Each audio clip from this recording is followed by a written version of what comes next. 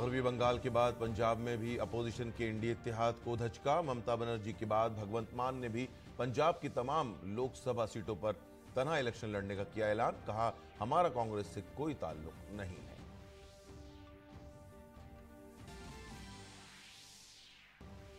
नायब सदर जमहूरिया ने यौम जमहूरिया के मौके पर हमारा संविधान हमारा सम्मान का किया इफ्तिताह।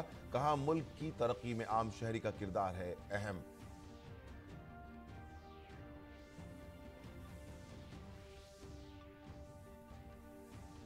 बिहार के साबिक वजीर आला कर्पूरी ठाकुर को बाद अज मर्क भारत रत्न से नवाजा जाएगा। वजीर आजम ने एक मजमून में लिखा, हमारी हुकूमत कर्पूरी बाबू से तहरीक लेकर कामकाज में है सरगर्म।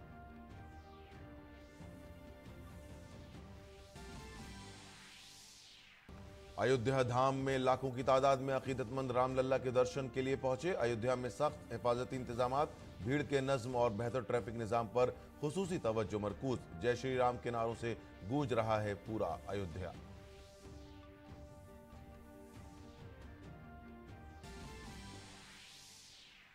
अक़वाम मुत्तहिदा की जनरल असम्बली के सदर डेनिस फ्रांसिस का भारत दौरा। फ्रांसिस ने वज़ीर ख़ारजा डॉक्टर एस जयशंकर से की मुलाकात।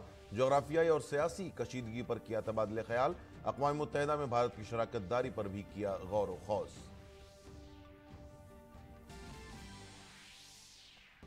भारत के रोहन बोपन्ना अपने ऑस्ट्रेलियावी पार्टनर मैथ्यू एबडन के साथ मिलकर ऑस्ट्रेलियन ओपन के सेमीफाइनल में दाखिल। मर्दों के डबल्स के क्वार्टर फाइनल में उन्होंने अर्जेंटीना की जोड़ी को 6-4, 6-7 के फर्क से दी शिकस्त। आदाब नाजरीन, खास खबरों में आपका इस्तकबाल है। मैं हूं अब्दुल्ला। अब खबरें तफसील से। सदर जमहूरिया द्रौपदी मुर्मू ने आज नई दिल्ली में स्किल डेवलपमेंट व सनअत की वजारत के नए दफ्तर कौशल भवन का इफ्तिताह किया। इस मौके पर मरकजी वजीर तालीम धर्मेंद्र प्रधान भी मौजूद थे।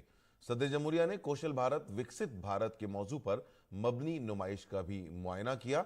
सदर जमहूरिया ने प्रधानमंत्री कौशल विकास योजना, पीएम विश्वकर्मा योजना और पीएम जनधन योजना के मुस्तफिदीन से भी बातचीत की।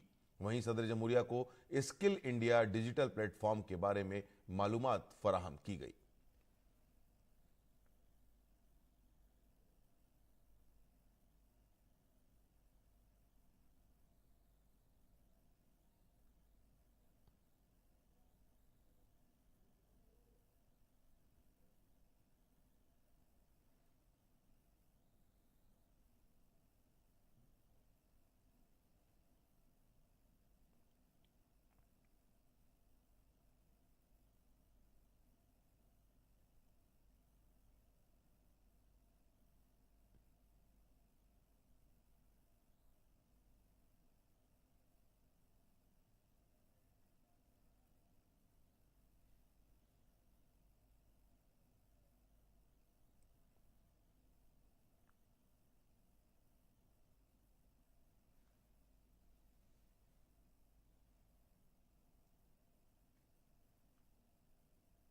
नायब सदर जमहूरिया जगदीप धनखड़ ने आज नई दिल्ली में डॉक्टर अंबेडकर इंटरनेशनल सेंटर में हमारा संविधान हमारा सम्मान मुहिम का इफ्तिताह किया। यौम जमहूरिया के 75वें साल की याद में एक साल तक जारी रहने वाली कुल हिंद मुहिम का मकसद भारत के आईन में दर्ज कवानीन के तई हमारी इज्तिमाई वाबस्तगी की तस्दीक करना और मुश्तरका अक़दार को अहमियत देना है, जो हमारे मुल्क में इत्तेहाद और समाजी हम आहंगी को फ़रोग़ देती हैं। इस मुल्कगीर पहल से आईनी निज़ाम में दर्ज नजरियात को बरकरार रखने में मदद मिलेगी। हमारा संविधान का सबसे बड़ा सम्मान हम तब कर सकते हैं जब नागरिक की हैसियत से 24/7 हम भारत माँ की सेवा में लगे रहें। हमारे देश की प्रगति एक इतना महायज्ञ है। इस महायज्ञ में हर किसी के आहुति की आवश्यकता है। संस्थागत आहुति आएगी, पर सबसे बड़ा योगदान आम नागरिक का है। प्रोग्राम से खिताब करते हुए नायब सदर जमहूरिया जगदीप धनखड़ ने कहा कि सबको इंसाफ, हर घर इंसाफ का मकसद गांव के लोगों को कॉमन सर्विस सेंटर्स और देही सतह के कारोबारियों के जरिए जोड़ना और उन्हें मुहिम के तई तरगीब देना है। नायब सदर जमहूरिया ने कहा कि मुल्क की तरक्की के लिए आम शहरी का किरदार इंतहाई अहमियत का हामिल है। बिहार के साबिक वजीर आला कर्पूरी ठाकुर को बाद अज मर्ग भारत रत्न से नवाजा जाएगा। राष्ट्रपति भवन ने एक प्रेस नोट में ये जानकारी दी है। आज कर्पूरी ठाकुर का 100वां यौम पैदाइश है। काबिल जिक्र है कि कर्पूरी ठाकुर एक मारूफ सोशलिस्ट रहनुमा थे। कर्पूरी ठाकुर की मकबूलियत की वजह से उन्हें अवामी हीरो समझा जाता है। समाजी इंसाफ, मसावात और मसावात के तई उनकी खिदमात नाकाबिल फरामोश हैं। कर्पूरी ठाकुर 22 दिसंबर 1970 से 2 जून 1971 तक और 24 जून 1977 से 21 अप्रैल 1979 तक 2 बार बिहार के वजीर आला रहे। कर्पूरी ठाकुर 24 जनवरी 1924 को समस्तीपुर के पटौंझिया अब कर्पूरी ग्राम में पैदा हुए थे। मैट्रिक पास करने के बाद वो तहरीक आज़ादी से जुड़ गए थे, जिसके बाद उन्होंने सोशलिज्म का रास्ता चुना और 1942 में भारत छोड़ो तहरीक में हिस्सा लिया, जिसकी वजह से उन्हें जेल में भी रहना पड़ा था। 1952 में पहली असेंबली में इलेक्शन जीतने के बाद वो कभी बिहार असेंबली इलेक्शन नहीं हारे थे। 1967 में जब वो पहली बार नायब वजीर आला बने तो उन्होंने रियासत में अंग्रेजी जबान की शर्त को खत्म कर दिया। कर्पूरी ठाकुर के 1971 में पहले वजीर आला बनने के बाद किसानों को बड़ी राहत देते हुए उन्होंने गैर मुनाफा बख्श जमीन पर महसूल टैक्स पर रोक लगा दी। वजीर आला रहते हुए उन्होंने रियासत के तमाम महकमों में हिंदी में काम करना लाजमी करार दिया था। वजीर आजम ने कर्पूरी ठाकुर को भारत रत्न से नवाजने पर खुशी का इजहार किया है। वजीर आजम ने सोशल मीडिया साइट एक्स पर लिखा, मुझे खुशी है कि हुकूमत हिंद ने समाजी इंसाफ की रोशन अलामत कर्पूरी ठाकुर जी को भारत रत्न से नवाजने का फैसला किया है, और वो भी ऐसे वक्त में जब हम उनकी 100 साला सालगिरह मना रहे हैं।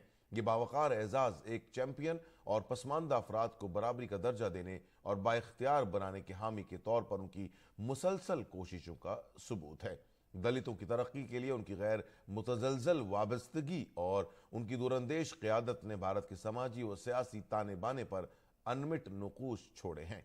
ये अवार्ड न सिर्फ उनकी नुमाया खिदमात का एतराफ़ है, बल्कि हमें मजीद मुनसिफाना और एतदाल पसंद माशरे की तश्कील के उनके मिशन को जारी रखने की तरगीब भी देता है।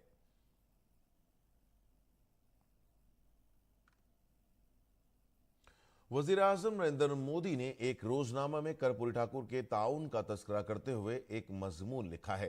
पीएम मोदी ने अपने मजमून में कहा, उनकी पूरी जिंदगी सादगी और समाजी इंसाफ के लिए वक्फ थी। वजीर आजम मोदी ने कहा कि समाजी इंसाफ अजीम अवामी हीरो कर्पूरी ठाकुर जी के जहन में पेवस्त था।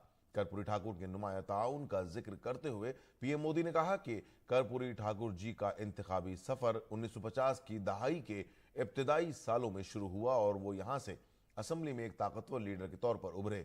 वो मेहनत कश तबके, मजदूरों, छोटे किसानों और नौजवानों की जद्दोजहद के लिए एक ताकतवर आवाज बन गए। तालीम एक ऐसा मजमून था जो कर्पूरी जी के दिल के करीब था। अपने पूरे सियासी करियर में उन्होंने गरीबों को तालीम फराहम करने में कोई कसर नहीं छोड़ी। वो मकामी जबानों में तालीम देने के बड़े हामी थे ताकि गाँव और छोटे शहरों के लोग भी अच्छी तालीम हासिल करके कामयाबी हासिल कर सकें। वज़ीर आला रहते हुए उन्होंने बुजुर्ग शहरियों की फलाह बहबूद के लिए कई अहम इक़दाम भी किए। वज़ीर आज़म मोदी ने कहा कि कर्पूरी ठाकुर जी की अपनी नज़रियात से वाबस्तगी ऐसी थी कि इस दौर में भी जब हर जगह कांग्रेस की हुकूमत थी, उन्होंने कांग्रेस मुखालिफ उसूलों पर चलने का फैसला किया, क्योंकि वो बहुत पहले जान चुके थे कि कांग्रेस अपने बुनियादी उसूलों से हट चुकी है। उन्होंने मुल्क पर ज़बरदस्ती नाफिज की गई इमरजेंसी की भी शदीद मुखालिफत की। अजीम मुजाहिदीन आज़ादी जेपी, डॉक्टर लोहिया और चरण सिंह जी जैसी मशहूर शख्सियात भी उनसे बहुत मुतासिर थी।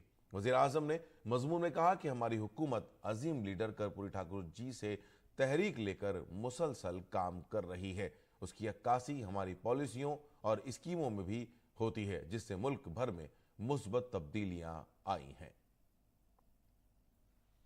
इंडी इत्तेहाद में जारी बयानबाजी के दरमियान वही बात हुई जिसकी तवक्को थी। लोकसभा इंतखाबात से पहले ममता बनर्जी की वजह से मगरबी बंगाल में अपोजिशन के इंडी इत्तेहाद को बड़ा धचका लगा है। ममता बनर्जी ने ऐलान किया है कि वो रियासत में लोकसभा इलेक्शन के लिए लड़ेंगी, अकेले लड़ेंगी। कांग्रेस को निशाना बनाते हुए ममता बनर्जी ने कहा कि कांग्रेस ने टीएमसी की तजवीज़ को मुस्तरद कर दिया और इसलिए उनकी पार्टी ने तनहा इलेक्शन लड़ने का फैसला किया है। वज़ीर आला ममता बनर्जी ने कहा कि राहुल गांधी की रैली हो रही है जिसकी हमें इत्तला नहीं दी गई है। हालांकि हम इंडी इत्तिहाद में है। কারোর সাথে আমার কোনো কথা হয়নি এবং আমি প্রস্তাব দিয়েছিলাম, ওরা প্রথম দিনই প্রত্যাখ্যান করেছে। তখন থেকে আমাদের দল সিদ্ধান্ত নিয়েছে আমরা বাংলায় একা চলব। ইভেন ওরা যে আজ থেকে র্যালি করেছে আমাদের একবার অ্যাজ এ ম্যাটার অফ কার্সি, আমি ইন্ডিয়ান অ্যালায়েন্স আমাকে একবার জানিয়েছে দিদি আপনার রাজ্যে যাচ্ছি, না জানাইনি।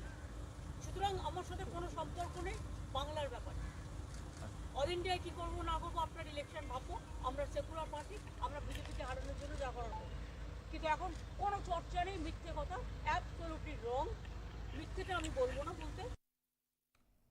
भारत के दौरे पर आए हुए अक़वाम मुत्तहिदा की जनरल असेंबली के secretary general Dennis Francis Bharat के 5 रोजा दौरे पर हैं।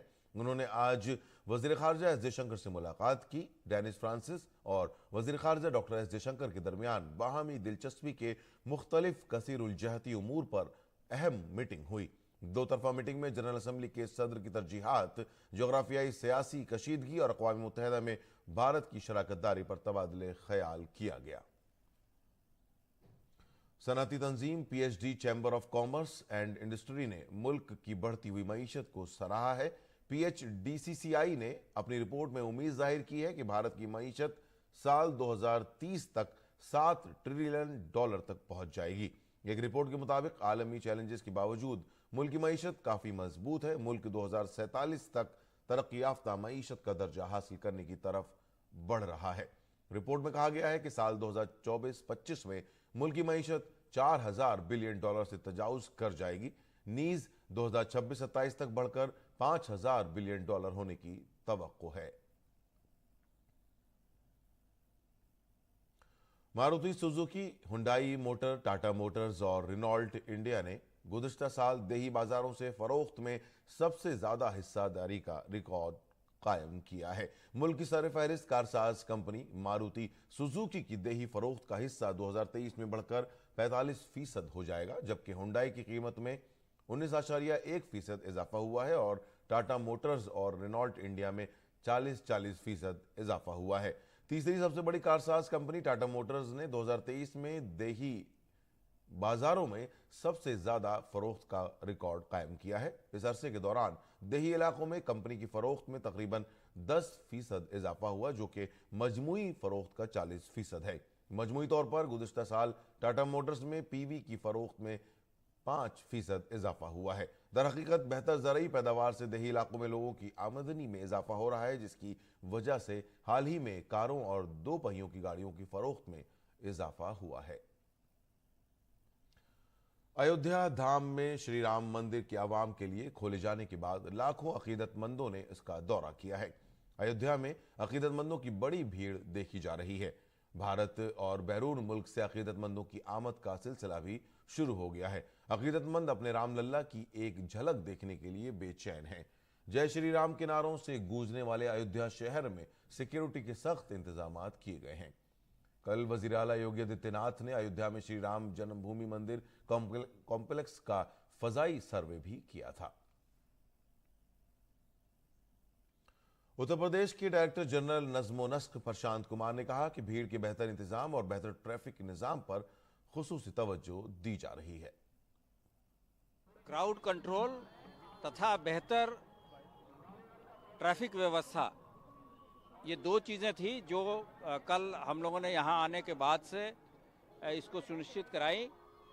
शासन के निर्देश थे कि किसी भी यात्री को कोई असुविधा न हो, इसको सुनिश्चित कराया गया। और आज जो भी प्रबंध रात भर में विभाग अंतर विभागीय समन्वय से ट्रस्ट के साथ संपर्क बना के हम लोगों ने किया था, उसके बड़े अच्छे और सुखद परिणाम आपको खुद देखने को मिल रहे हैं कि कोई भी वेटिंग में क्यू नहीं है, कोई वेटिंग एरिया में आदमी को विथहोल्ड नहीं किया जा रहा है।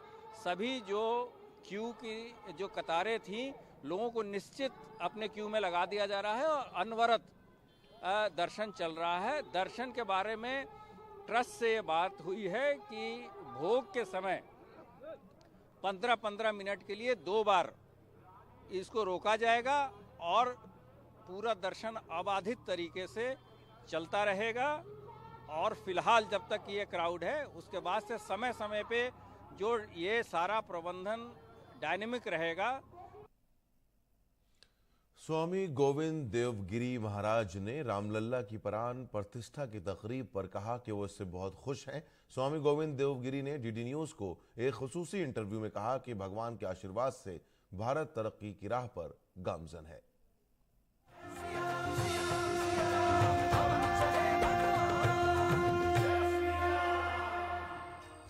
भगवान श्री राम के बाल स्वरूप के प्राण प्रतिष्ठा का कार्यक्रम 22 जनवरी को अभिजीत मुहूर्त में संपन्न हुआ। एक विशेष कार्यक्रम जब हो रहा था, प्रधानमंत्री एक यजमान के तौर पे पहुंचे थे और उनके बोलने से पहले जिन संत ने उस मंच पे अपनी वाणी से देश और दुनिया भर को एक तरीके से आशीर्वचन दिया, गोविंद देव गिरी जी महाराज इस वक्त हमारे साथ मौजूद हैं। महाराज जी, सादर प्रणाम आपके चरणों में। दूरदर्शन पे समय देने के लिए आपका धन्यवाद। करोड़ों करोड़ों लोगों ने जब आपको सुना तो भाव विभोर हो गए हैं। ये बात आपके सानिध्य जानकारी तक पहुंची होगी। आपने जब कहा कि पीढ़ियों ने जो कोशिशें की उसको एक महापुरुष ने आके कैसे आगे बढ़ाया, इस बात को थोड़ा सा विस्तार देते हुए हमको एक बार फिर से समझाइए। उस समय का शासकीय परिवार विरोध में था। यह कह रहा था कि भगवान श्री राम काल्पनिक व्यक्तित्व है, तो हम लोगों की तो आशाएं टूट रही थी कि क्या होगा। और ऐसे समय में एक लहर उठी और उस लहर ने एक महापुरुष को ऊपर लाया और उस महापुरुष ने वास्तव में दृढ़ता के साथ ये करके दिखाया। इन लोगों ने अचानक नहीं, दशकों तक इस बात को कहा है कि हम मंदिर बना करके रहेंगे, मंदिर बना करके रहेंगे, और आखिर मंदिर बना करके रहे। और इसलिए हम लोग भाव विभोर थे। इस दृढ़ता को हम लोग अभिवादन करते हैं। आप तार्किक व्यक्ति हैं, आपने इस बात की जानकारी भी ली थी प्रधानमंत्री मोदी की माता जी से। इस बात को जब आपने कहा तो इस बात के भी बड़ा निहितार्थ दिखाले गए कि एक तपस्वी के तौर पर प्रधानमंत्री मोदी की 11 दिनों का अनुष्ठान भी, उसके भी बहुत मायने। जरा उसके बारे में कुछ अपने बात रखें। देखो, ऐसा है, हमारा सामाजिक और राजनीतिक वातावरण जिस प्रकार का है उसमें अनेक बातें केवल दिखावे के लिए की जाती है और ये राजनीतिक स्टंट भी होते हैं। तो इन बातों से परिचित होने के कारण कोई मैं मोदी जी का भक्त तो नहीं रहा था, इसलिए मुझे ऐसा लगा कि पता नहीं ये उपवास वास्तव में होते हैं कि नहीं। संजोग से उनकी माता जी से मिलने का अवसर मुझे मिला। उस पूज्य माता ने, जो उस समय लगभग 96-97 वर्ष की थी, उस समय मैंने उनसे पूछा कि वास्तव में नरेंद्र भाई नवरात्रि में केवल जल लेकर के उपवास करते हैं? उस महनीय माता ने सामान्य रूप से एकदम कह दिया है, मां शू थयु, इसमें क्या हो गया, वो अकेले थोड़े ही करता है, उसका बड़ा भाई भी करता है, उसके पिताजी ने जीवन भर यही किया और वो भी अभी नहीं कर रहा है, 40 वर्षों से कर रहा है, क्योंकि हमारे घर में देवी की उपासना है और यह करना हम आवश्यक मानते हैं। तो मेरे मन को सांत्वना मिली कि वास्तव में ये उपवास केवल दिखावा नहीं है। लगभग 500 वर्षों के इंतजार के बाद अब जब भगवान के बाल स्वरूप की प्राण प्रतिष्ठा हुई है, राम आ गए हैं, अब यहाँ से क्या? न्यास के ऊपर जो दायित्व है वो अभी मंदिर को पूर्ण करने का है। अभी मंदिर को पूर्ण होने में भी समय लगने वाला है, क्योंकि उसका दूसरा तल अभी होना है। वहां पर राम परिवार की स्थापना भी होनी है और उसके पश्चात परकोटे का जब काम हो जाएगा, जो कि बहुत बड़ा काम है, उसके पश्चात वहां पर 6 मंदिर और बनने हैं। उसमें गणपति का मंदिर होगा, शिव जी का मंदिर होगा, देवी का मंदिर होगा, सूर्य भगवान का मंदिर होगा और फिर हनुमान जी का अलग से मंदिर होगा। और सीता रसोई के स्थान पर जहां भगवान के लिए रसोई बनेगी और भक्तों के लिए प्रसाद बनेगा, वहां पर अन्नपूर्णा का मंदिर हम बनाने वाले हैं। तो 6 मंदिर ये हो गए और उसके पश्चात इस परकोटे के बाहर और भी हम लोगों को 7 मंदिर बनाने हैं, जिसमें महर्षि वाल्मीकि का है, वशिष्ठ मुनि का है, फिर विश्वामित्र मुनि का है, अगस्त्य मुनि का मंदिर है। ये 4 ऋषियों के मंदिर, उनके साथ साथ निषाद गुह जो भील राजा थे, जो भगवान श्री राम और भरत के मित्र थे, उनका मंदिर बनेगा। भगवती शबरी मैया का मंदिर बनेगा। फिर राम के लिए, इस राम कार्य के लिए प्राणार्पण करने वाले जटायु का भी मंदिर बनेगा। बहुत बहुत शुक्रिया महाराज जी हमारे साथ जुड़ने के लिए और इस विशेष बातचीत में बस इतना ही, लेकिन डीडी न्यूज में खबरों का सफर लगातार जारी रहेगा। नमस्कार।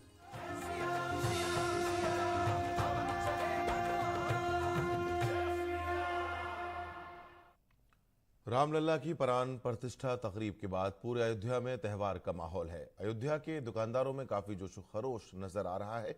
अयोध्या के दुकानदारों में किस तरह का जोश खरोश है, ये जानने के लिए हमारे नुमाइंदे शैलेंद्र मिश्र ने कुछ दुकानदारों से बातचीत की।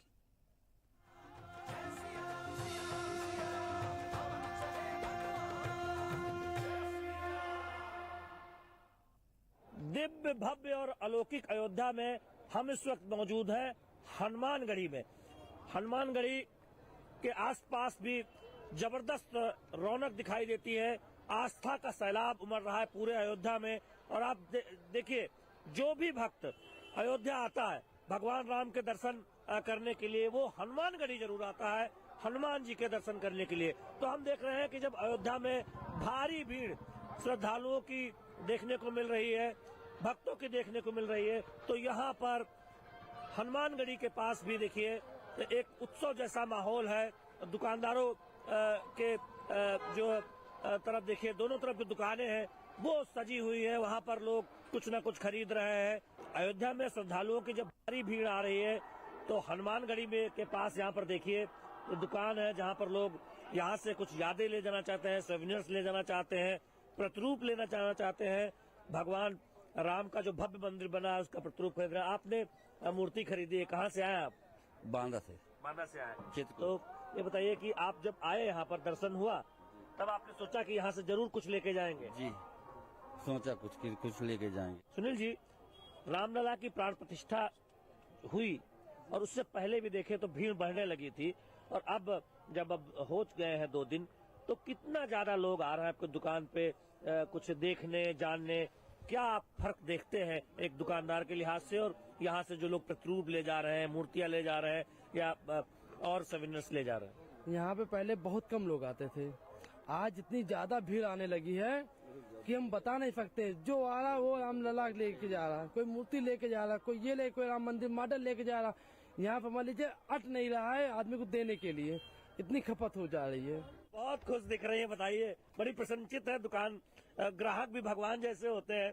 और इतने जब श्रद्धालु आ रहे हैं तो आपके दुकान पे भी खूब आ रहे हैं? हाँ, हमारे दुकान पे सब कोई जा रहे हैं, सब भगवान का चीज ले जा रहे हैं, पोशाक ले जा रहे हैं, भगवान को भी लड्डू गोपाल जी ले रहे हैं। हम लोग बहुत खुश हैं। दर्शनार्थियों के, भक्तों के तो भाव देख ही रहे थे, लेकिन जो दुकानदार है अयोध्या में, ये हनुमानगढ़ी के पास इनकी दुकान है गुप्ता जी की, सुनील गुप्ता जी की, वो कितने प्रफुल्लित है कि ग्राहक उनके पास जो भगवान स्वरूप ही होते हैं और एक दुकानदार के लिए, और जो भक्त आ रहे हैं वो यहाँ से कुछ यादें लेके जाना चाहते हैं, और वो यादें राम मंदिर का प्रतिरूप हो या फिर गदा हो या मूर्तियां हो लेकर जा रहे हैं। हनुमानगढ़ी जब भी कोई आता है तो लड्डू के प्रसाद जरूर हनुमान जी को चढ़ाते हैं और घर लेके जाते हैं। ये बताइए कि राम मंदिर की प्राण प्रतिष्ठा के बाद क्या माहौल बदला है आप लोगों के लिहाज से? बहुत सा माहौल बदला है। अयोध्या में इतनी भीड़ हो रही है, एक दिन में लगभग 4 से 5 लाख लोग कल दर्शन किया, पहले दिन में इतना दर्शन किया। आप बताइए कि पहले कितने लड्डू बिकते थे आपकी दुकान पे, अब कितने? अच्छा, अब भीड़ ज्यादा हो रही है, ये हो सकता है। आपके लड्डू भी ज्यादा बिक रहे होंगे? जाहिर सी बात है। उत्सव का माहौल तो है ही, और जब उत्सव होता है तो लोग खरीदारी भी करते हैं, लोग यादें संजोते हैं, और उन यादें संजोने के लिए, यादों को संजोने के लिए कुछ लेकर जाते हैं, कुछ खरीद कर लेकर जाते हैं। तो पूरी अयोध्या, चाहे वो राम मंदिर जाने वाला रास्ता हो या फिर हनुमानगढ़ी के पास का रास्ता हो, इस तरह का एक दिव्य माहौल है, अलौकिक माहौल है, उत्सव से भरा माहौल है। और दुकानदार हो या फिर यहाँ आने वाले श्रद्धालु, सभी भक्ति में सरोबार है। कैमरामैन पीयूष के साथ शैलेंद्र मिश्र, डीडी न्यूज, अयोध्या।